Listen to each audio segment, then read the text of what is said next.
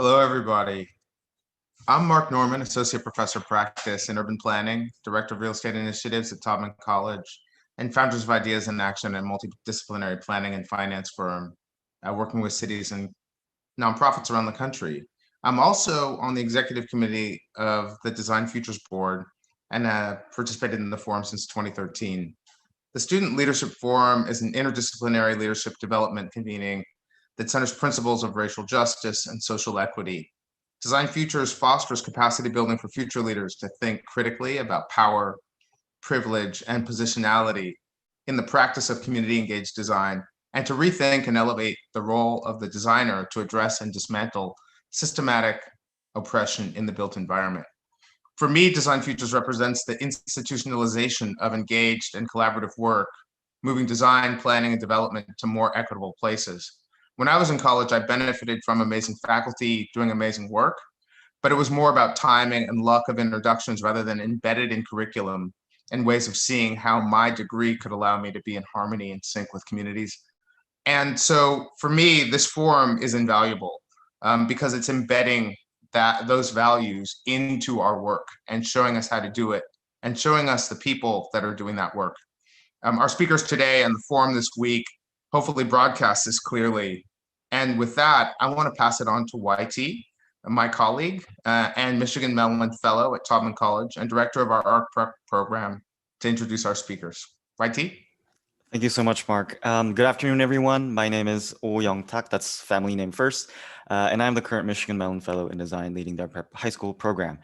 You saw some of our students speak yesterday at the local knowledge panel, and it is with great honor and utmost pleasure to introduce our keynotes this afternoon. And we have two keynotes, so you know that's going to be double the amount of fun and double the amount of inspiration.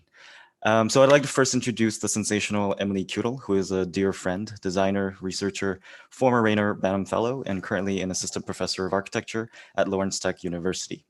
Emily is a member of We the People of Detroit Community Research Collective and coordinates Black Bottom Street View. And some of you hopefully were able to tune into Jaman and Marsha Music's tour of Black Bottom and Paradise Valley on Wednesday.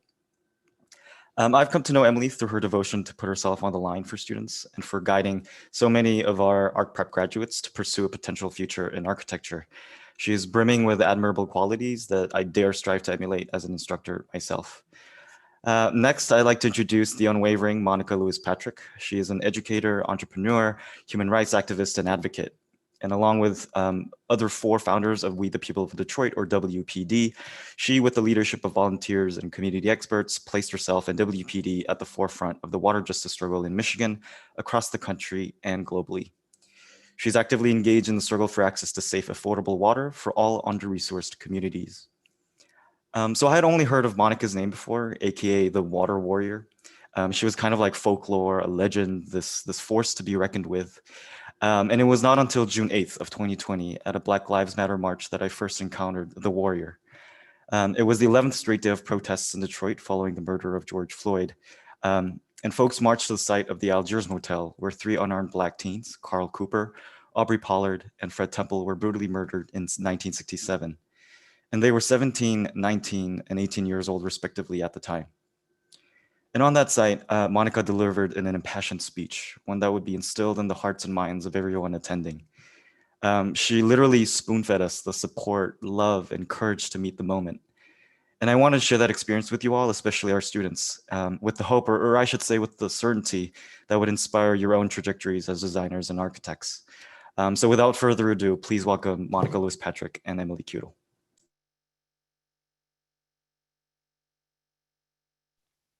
Thank you so much, and peace and blessings to everyone. That was just, we'll start with Charity. Well, first of all, just thank you so much for that amazing introduction. And we want to just take a minute because I think it's so important that we ground you in terms of the work that we do at We the People of Detroit. As was stated, we don't do this in isolation. The organization was founded along with myself. I sit at the needs of four other amazing women. Each woman has an institution within themselves.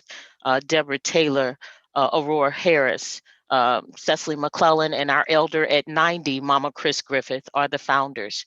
But we have grown now to what you see is an organization that has 19 contractors and consultants, that has over 500 volunteers, but that organization is rooted in community-centered work, community-centered love. We consider this work to be a part of the extension of beloved Detroit.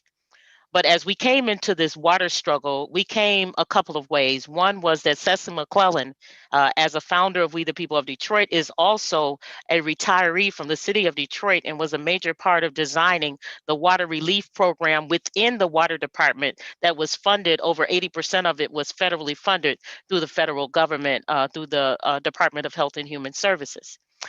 We also came through this work through the work of the Honorable Councilwoman Joanne Watson, who in 2005 was a part of actually launching and crafting, along with Michigan Welfare Rights and the People's Water Board, a water affordability plan.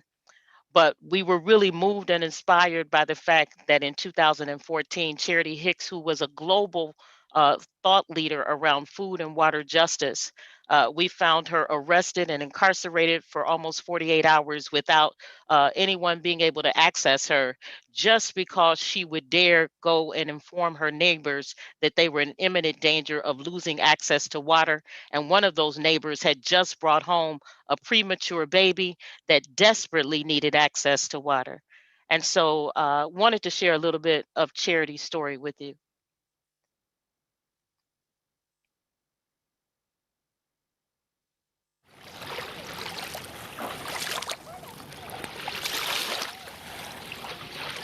On behalf of the 120,000 families who are getting their water turned off, we following the crews and turning the water back on.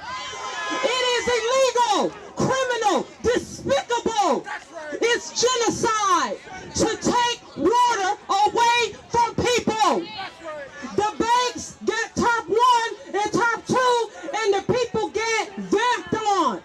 So on behalf of the People's Water Board and everybody, water is life. Chant, water is life. Water is life. Water is life. I grew up with 5 brothers and 1 sister, so 7 of us. We had 1 bathroom. And one of the earliest things I learned was consideration of the other. Like, you want to take a bath, well, think about somebody else want to take a bath. Because you know you go in the bathroom, you brushing your teeth, you putting on makeup. And so I learned this dancing between my own personal needs and the needs of other people. To me, the lived experience of Detroiters in a new framework is we would be rich in relationships. One of the most profound things about the Black community is our informal networks. I actually live in Detroit, born, bred, and raised, graduated from Detroit Public High School.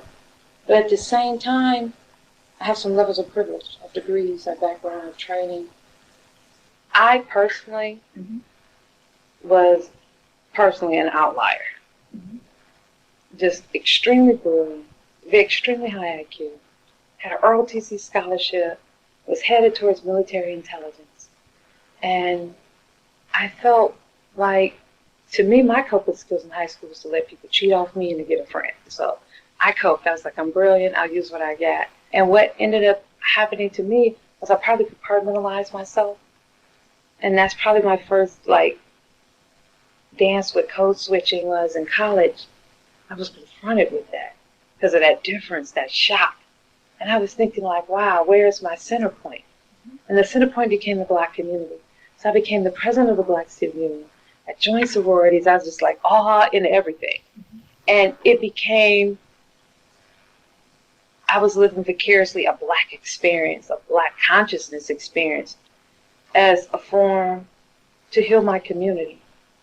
Just not learning there was a part to heal myself. We can't have singular charismatic leaders. We have to have multifaceted leaders and people waiting in the wings because this is not, the movements now in Detroit and current movement building have to be reflective of broad-based synergies. But I'm also thinking about leadership development. How do we take the singular leader and make 20 leaders?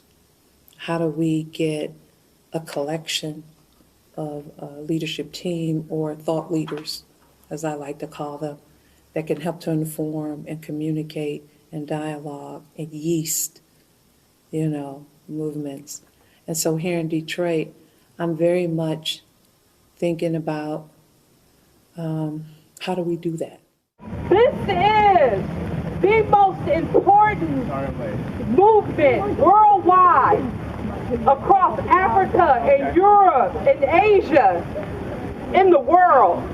What we're confronted with is the commodification of life and making life subservient to corporate interests.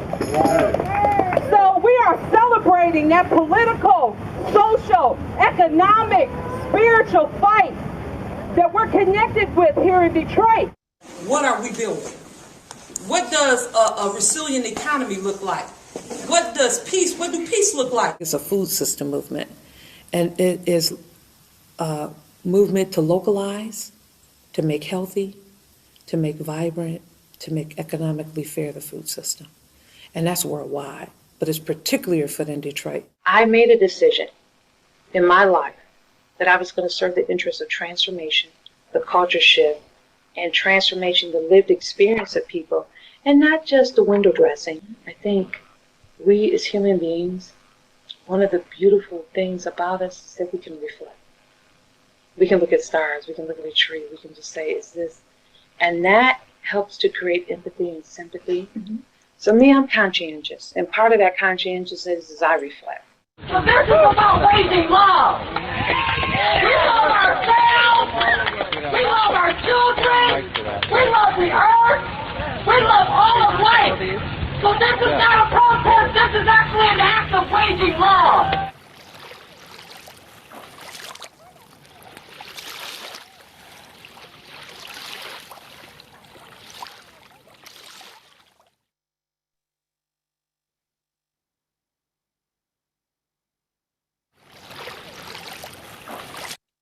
Thank you so much for indulging me. It's so important to us that we are lifting the name of Charity His, that we are connecting the legacy of the work that she started and yeasted, as she talks about, and how that work connects to decades of work of Black women and women of color in the city of Detroit that have worked for the human right to water. And then we also were deeply moved by the stories that we heard in the neighborhoods, the stories that we heard from people like Jean Vorkamp, who told us a story in 2015 of a mother that was going door to door with a baby on her hip with just a cup, trying to get enough water to make a bottle. And so out of this work and out of these stories, the women of We the People of Detroit and the work that we have been able to do with our community, not only the artists, the designers, the music and cultural makers, but then also the amazing work that has come forward out of our young folks and out of the community of scholarship. And so we had to decide, and this was one of the things that the Honorable Joanne Watson told us. She said, nobody's coming to save poor Black women and poor Black folks in Detroit. That you guys better deputize yourselves and you better decide that you're going to be the leadership that you need in this city to get the equity and justice that we must have. And so it was also the challenge that we not only began to move forward with the council of people like the Honorable and amazing Dr. Gloria House, who's a professor and a legendary figure in Detroit. She began to challenge us to use our expertise as thought leaders to come together and create the Community Research Collective. It was our young people that challenged us. They said, we're sitting in all of these meetings with you guys, as all of these things are not just happening to the adults, that young people are experiencing water inequity, water injustice. We are the people going to school unable to shower or bathe, or embarrassed because we can't take care of our hygiene because water rates have gone up over 438%.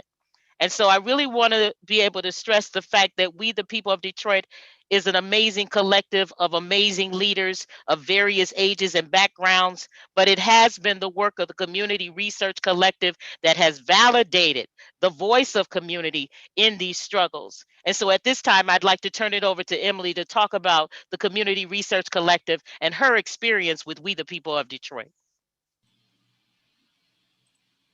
Thank you, Monica. So I'm going to say a little bit about our Community Research Collective, and then I'll talk about some of the research we've done to help build some of the context around the water affordability crisis that we're experiencing here.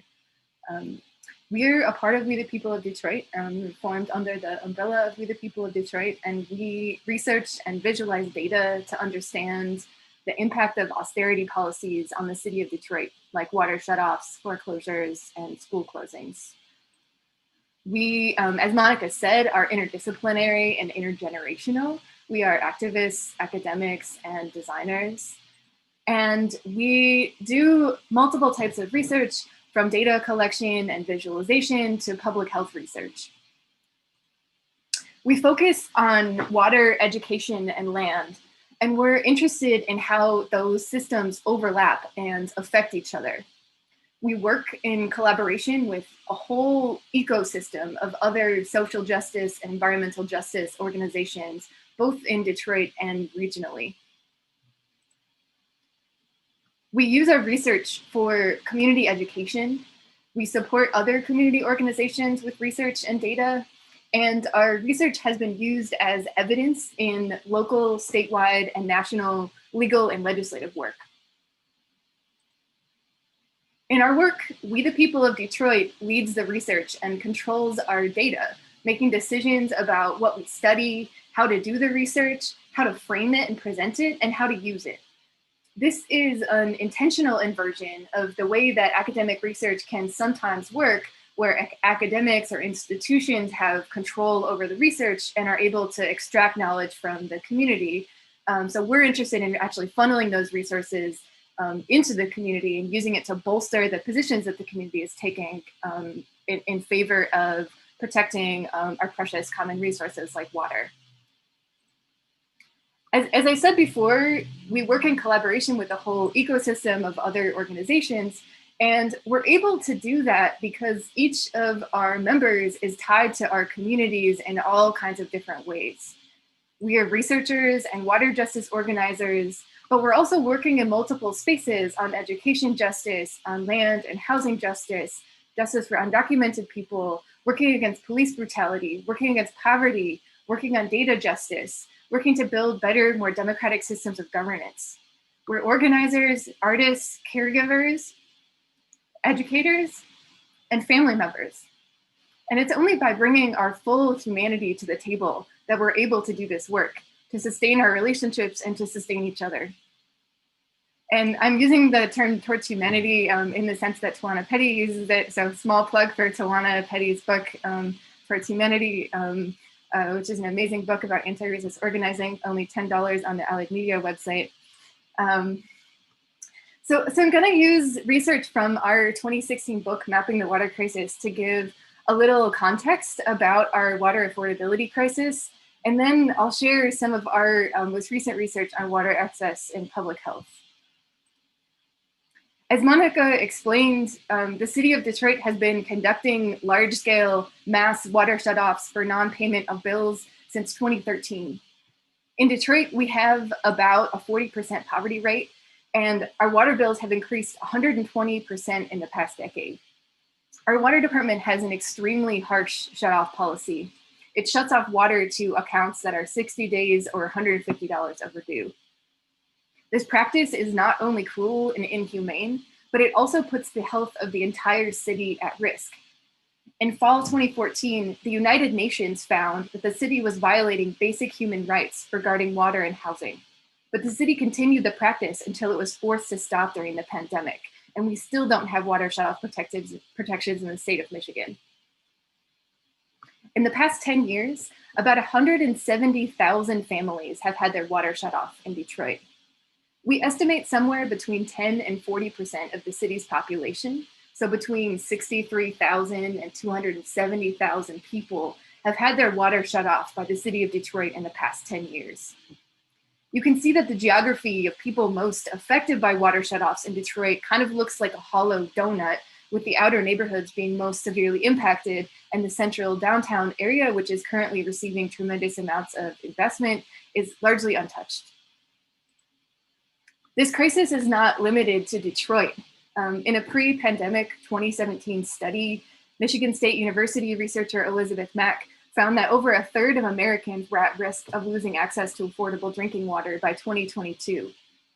So that's triple what it was in 2017. And just imagine now with the pandemic, how much that has been exacerbated. Detroit has a vast regional water system, one of the largest water and wastewater systems in the world. It's an old system with its oldest components built in the 19th century, and it needs a lot of maintenance, including the replacement of countless lead soldered pipes and lead service lines. The cost of maintaining that system is then redistributed to its customers in the form of high water rates. Our infrastructure is political as well as physical, and it has a history that involves a 100-year-long struggle over control of this region's water.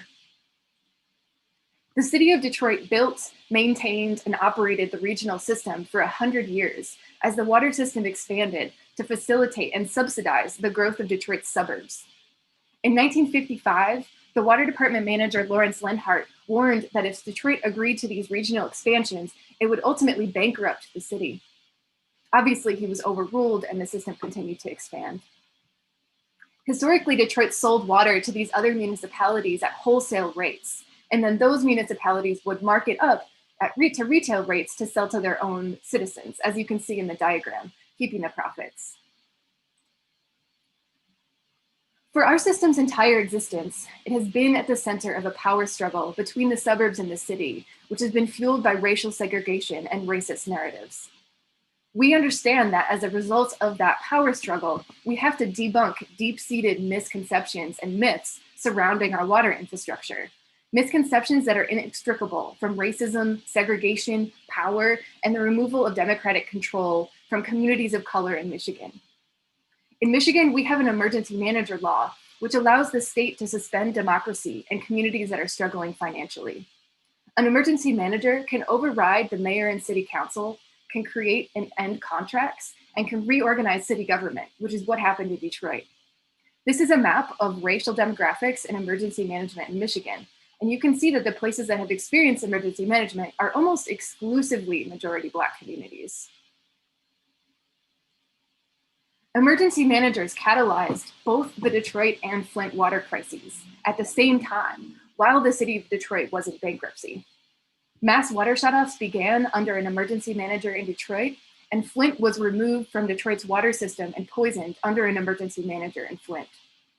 So you're looking at a graph here of water shutoffs per month in Detroit from 2010 to 2015. And you can see the times when Flint and Detroit were both under emergency management.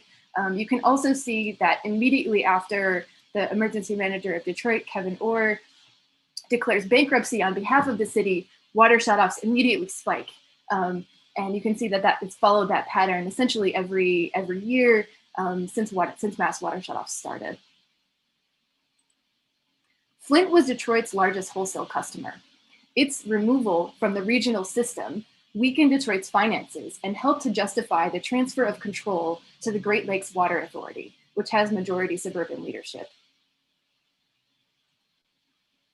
We also understand that water shutoffs are not isolated incidents, that water shutoffs are connected to tax foreclosures, to displacement, to school closings. In Detroit and many cities like it, unaffordable water has had a massive impact of Black homeownership in a city that once had one of the highest rates of Black homeownership in the world. So here you're looking at a map of tax foreclosures that happened, that were auctioned in 2014, where water bill debt contributed to the foreclosure of the home. And in the darkest purple areas on the map, that means that 12 to 26% of the total housing stock in that area, not just the total homes that were foreclosed, but all of the homes in that area were auctioned just in 1 year because water bill debt contributed to the foreclosure of the home. So I'm gonna shift gears and talk just briefly also about our public health research, which has also been a really important component of us generating evidence in favor of safe, affordable water and helping us to advocate for affordability both locally, but also nationally and statewide. In the midst of the COVID-19 pandemic, recognizing the extent of water insecurity in America, states across the country stopped shutting off water. In this act, they acknowledged that access to running water is a fundamental public health necessity. So given this recent acknowledgement of the connection between affordable water and public health, we are really in a critical moment right now to move policy at the local, state, and national levels towards water affordability. In 2016, we worked with researchers from Henry Ford Health Systems to do a pilot study on the relationship between water shutoffs and water-related illnesses. So we were looking at skin and soft tissue diseases and gastrointestinal illness. And our research showed that people who were diagnosed with water-related illnesses were almost 1.5 times more likely to live on blocks with water shutoffs. We also found that the inverse is true, that people who live on blocks with shutoffs are 1.55 times more likely to get a water-related illness. So what we're showing here is a really strong correlation between these water-related diseases and the experience of having water shutoffs, either in your home or around you on your block.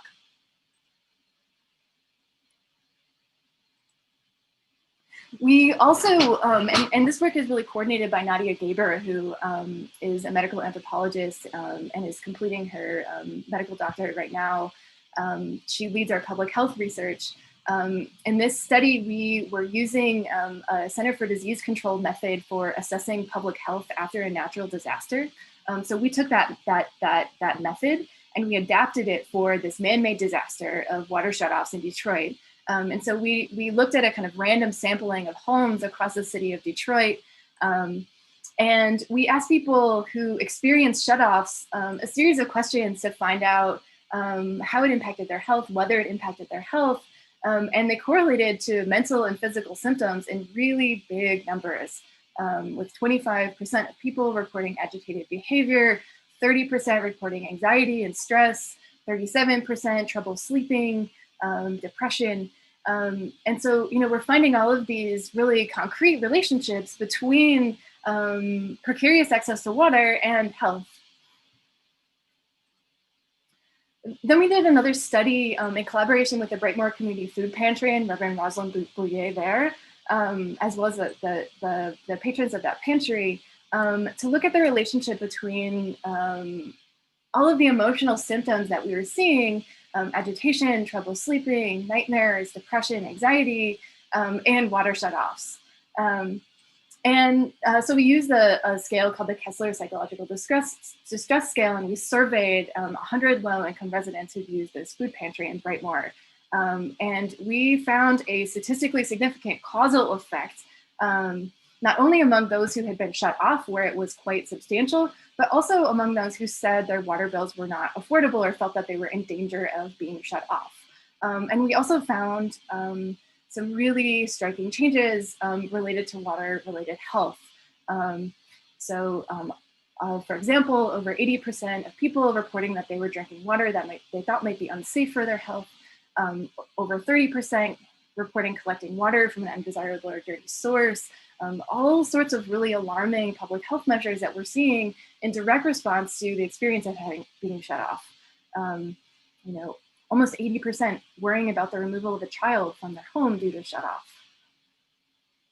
When we present this back to community, what we always say is, this is where we tell you what you already know, right? But it's really important that we do this peer-reviewed, scientifically supported research to generate evidence in favor of the arguments that we're making. Most recently, we've been studying the relationship between COVID-19 and water shutoffs. So this is really a preview of research we're working on publishing. Here in this graph I'm showing you, we're going to focus on when COVID first hit Detroit. It hit Detroit really, really hard early in the pandemic. So kind of from March until kind of April, May, or June.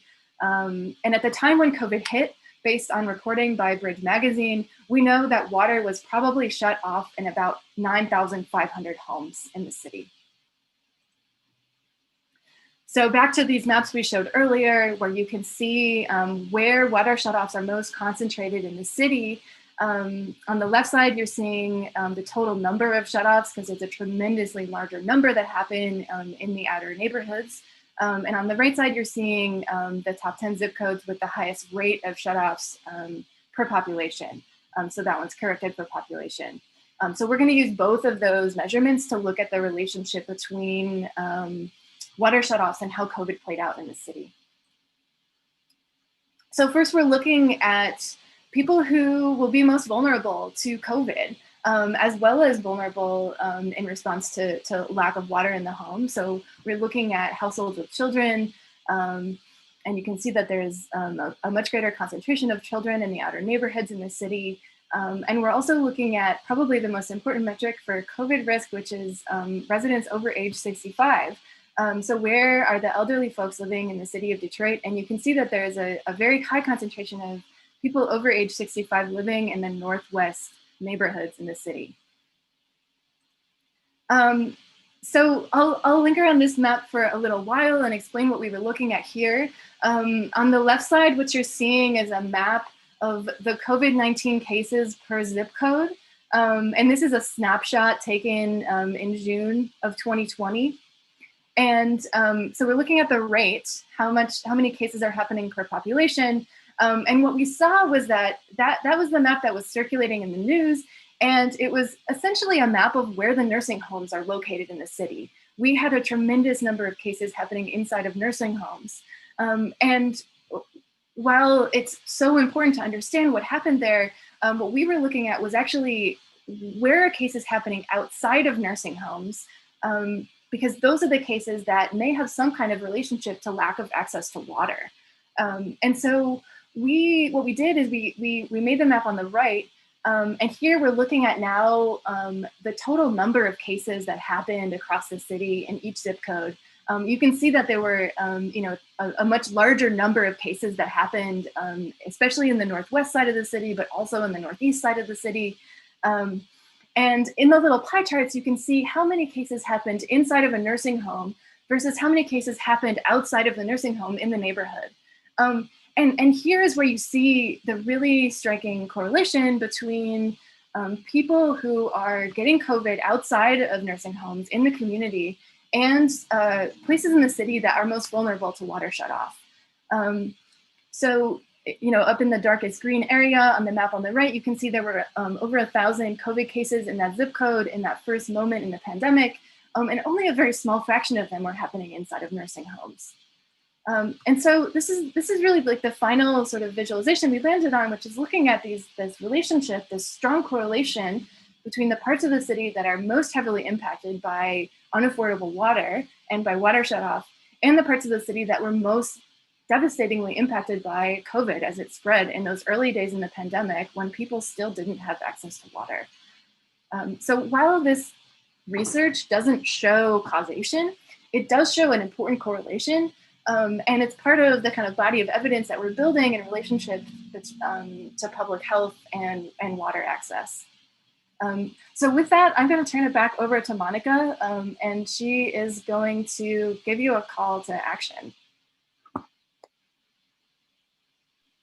Thank you so much, Emily. That was amazing. And you can see why I thought it was important for Emily to sort of co-lead this activity today. But some of the things that I really want to lift up is the critical part that institutional and spatial racism has played in the things that have occurred in the city of Detroit in terms of water inequity, water injustice. But it's not separate from what we're seeing play out nationally and globally. There have been corporate actors like Veolia, which is an international water systems management consulting company that has been a bad actor not only in France, its home country, but it has been a major player in some of the bad decision making that not only happened in Detroit with the privatization and advisement around privatizing the internal operations of the water department. They were a key actor in what happened in advising in Flint. We don't want to leave out the fact that we have seen too, since 1977, the federal government has divested from the water infrastructure for the US. And so they have gone from contributing somewhere in the ballpark of 67 to 69% of the dollars that go into our infrastructure to now they're down to a dismal 7 to 9% of that budget going toward water infrastructure. So what you saw play out is like in the early 70s, as we were seeing urban flight, white flight out of these urban cores, you also were seeing as Black leadership was coming into power, you were also seeing divestment in those major systems and those major parts of the infrastructure that were maintaining clean water access for those communities. The second thing I would like to make sure that we're noting is that no one on this call or anyone that's listening is going to get away without getting an assignment. My mother told me in 2014 when I called her, she's a retired master sergeant. She served in the U.S. Army for 27 years. She's a nurse. And one of the things she said to me, she said that shutting off water is an act of war. And then she began to quote to me the Geneva Convention, how that even in times of war, you cannot deny your enemy access to water. And she said to me then that whether you recognize it or not, you have stepped into a water war. Because if the US government has decided that it's okay to deny domestically its own residents, its own citizens, access to water, then we've already crossed the line in terms of what relates to humanity. And so what we do every time we get a chance is we try to talk about the fact, and Emily did a great job of lifting the connective tissue to humanity, that we can solve the big issues of water infrastructure and how to provide clean, safe, affordable water to residents. But if we've already decided that some people should have access and some should not, then that is a problem. So we're asking everyone to take what we're calling the Water Affordability Pledge. You can actually go to the page of We the People of Detroit, wethepeopleofdetroit.com. And at the top, you can click on Take the Pledge and take the pledge to make sure that as you're designing and creating and thinking and being motivated by anything that we've said, that you're honoring the values that are coming from the communities that are most impacted by water insecurity, water apartheid. The second thing that I would say is to make sure that you're spending some time in the communities that you're designing for or designing with. We hope that you're spending some time in those communities, listening to the stories and the needs and the voices of those communities. And so there's some organizations we would love for you to follow, not only We the People of Detroit, but Toledo's water rates have doubled in the last year and a half. We'd love for you to follow Toledo Junction. In Chicago, water rates have tripled in the last 8 years. We would love for you to follow Little Havos in Chicago. We know in Milwaukee, they have a major issue around lead, and work is being led there by Milwaukee Water Commons. We've also put into the chat a number of artists and music and cultural developers that have been a part of spreading this word that as media was suppressing, that somehow it was just failed Black leadership in Detroit that had created that disparity. They were leaving out all the historical harms that had brought us to a point where Detroiters are subsidizing a major part of the infrastructure for 40% of the population of Michigan that is drinking from an infrastructure that was built on the backs of this very community. But at the same time, as people are writing Black Lives Matter down the major streets of major cities, they are still shutting off water to the residents in those communities. And so you all must deputize yourselves. You all must understand that every room you walk in, you bring equity and justice in the room. So we're asking you as you're designing, thinking about who can and cannot afford access to this resource.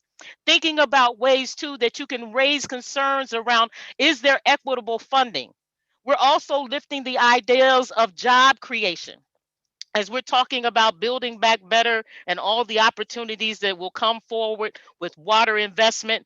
This is an opportunity to ensure that we're building with the mindset of a community benefits agreement. Jobs, contracts, and training should be prioritized to those communities where the development is going to happen. And we see that as something not just for Black and brown folks, but poor white folks are struggling too. We also want to lift the fact that there is connective tissue when you talk about water affordability, that there is a difference between assistance and affordability. Water affordability means that you are creating a structure, an income structure where everyone can be able to afford access to that water source. We know in communities like ours, all across this region and all across the country, many people cannot afford to pay for water because water costs have increased, but we know that incomes have not. And so we also want to make sure that as you're looking at some of the videos, as you're lifting up some of the organizations, also on the national front, some of our partners are Midwest Environmental Justice Network. They do an amazing job of creating that grassroots connective tissue. We want to lift up Policy Link. They've been a major partner in being a megaphone for what's happening in communities all across the country. It's not just us. We know with First Nation communities, they are struggling with water quality, water access. We know in Hispanic and Latino communities in the West, they are struggling around needing access and needing support. And so you're going to hear more and more issues coming up around water inequity and a need for water justice. But my name is Monica Lewis-Patrick. It's been an honor to present with Professor Emily Kutil, and we will entertain any questions that you may have at this time.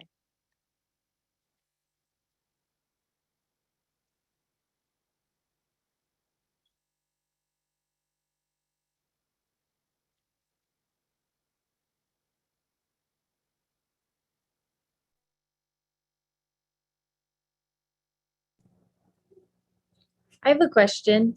I just want to say thank you so much to all the presenters. This was just a really incredible talk, and just appreciate all the insight you've provided. I have a question about what are some of the ways you share back the data with the community, and how do you kind of facilitate that? Are you asking them to kind of ground truth it, or how does that process work for you all? We've done it in a number of ways. We've done it in public forums where we do a mixture of sharing the data and the information, and also making sure that there's opportunity for community storytelling or reporting out, so that there is a connective tissue between what's being reported and what's being responded to. And also community drives the question. So that's another piece of it. They are putting the question on the table. So they are anxiously awaiting to see if what their perceptions and projections are validated. And I don't think there's been one time they haven't been right in terms of their perceptions of what's happened. They may not always know who the actors are that are controlling the levers of power, but they definitely are always right in terms of what's happening to them, and then what should be changed and responded to make their quality of life better. Emily, do you have something to add to that? Yeah, I'll have like an example I could share. We're working on a book right now about public education in Detroit and the kind of dismantling of the public education system in our city, which is tied to the story of cities across the country. And we try to make research that's also useful for organizations that are part of our coalitions. And so there's a organization called the Detroit Freedom Schools Movement that has really been a leader in education, advocating for education justice in the city and really manifesting education justice. And they held a huge public forum in 2017 when the state was threatening to close 37 schools in the state, and 25 of them were in the city of Detroit. And so we produced research like really quickly in support of their forum. You know, we were working on this project about education. We were working on a book project that we could, share out with community at the end. But we were so far from finishing it that we needed to put out, like a flyer, right, that we could have in support of that event. So that's one example. Another is, I think one of the things that we learned from moving from Mapping the Water Crisis to our education project now is that we wanted to have more voices and more kind of personal stories and narratives as a part of the book and a part of the way we present the data. So in Mapping the Education Crisis, we're integrating like a whole set of interviews of students, educators, parents, people who've worked in education justice for decades in the city. And so it's like that, both the kind of storytelling as well as the presentation of the data that go kind of hand in hand to help kind of tell like a full picture of what's going on. Yeah. Wow, thank you so much. And thank you for all this very hard work. Thank you. That was an amazing presentation. Thank you so much, Monica and Emily, for your wisdom and for helping us gain a greater understanding of how we can all be water warriors. So this concludes the public part of our program. For those who are part of the Design Futures Forum, please stick around and we will begin our Q&A in just a minute. Thank you all for watching.